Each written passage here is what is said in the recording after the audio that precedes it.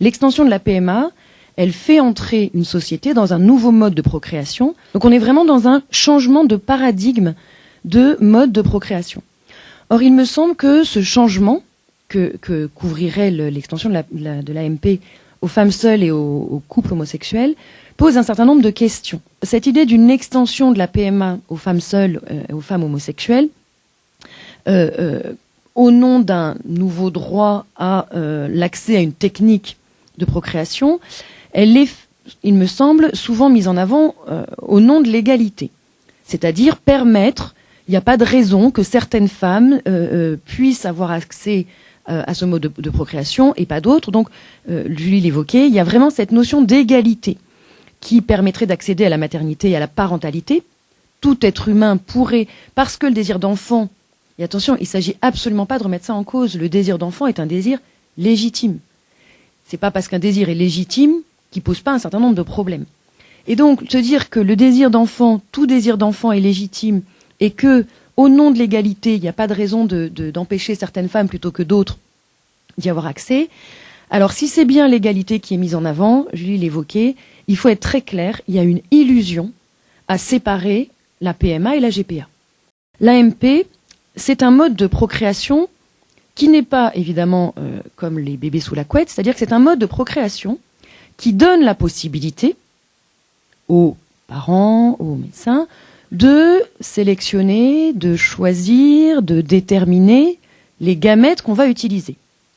Et de fait, dans l'AMP avec donneur, évidemment, la voie qui est ouverte, sans aller à faire des grands épouvantails en disant mais le risque d'eugénisme, mais même sans aller jusque-là, même si on ne va pas sur « Ah oui, non, mais nous, on veut un enfant, on veut, puisqu'on appelle un donneur, sélectionnez-nous un sperme qui nous assure qu'il aura telle couleur, qu'il n'aura pas telle pathologie ».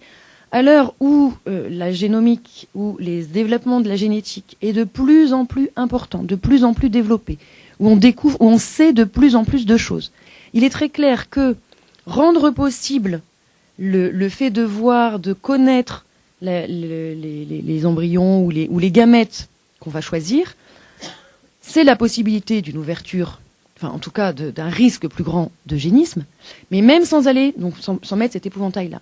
Je crois qu'il y a une question qui est posée, qui est celle, là encore Julie a utilisé le mot, mais du risque de réification de l'enfant.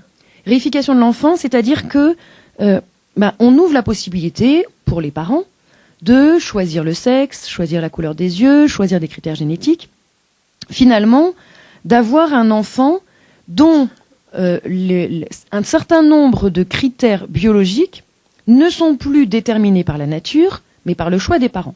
Alors vous allez me dire, où est le problème ? Où est le problème ? Le problème, il a été, il me semble, assez bien mis en avant par un auteur qui s'appelle Jürgen Habermas, dans un ouvrage qui s'intitule « L'avenir de la nature humaine », qui avait comme sous-titre « Vers un eugénisme libéral ». La thèse, une des thèses que soutient Habermas et que je trouve assez intéressante, c'est de dire que, certes, on ne veut plus être déterminé par la nature, on ne veut pas du déterminisme biologique. Personne ne veut être dépendant de la nature. Mais Habermas dit, une certaine dépendance à la nature est un moyen de se préserver d'une totale dépendance aux parents et au-delà des parents à la société.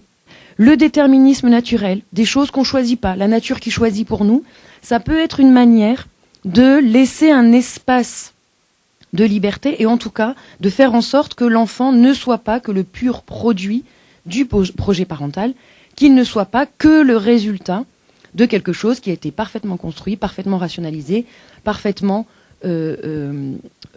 fabriqué.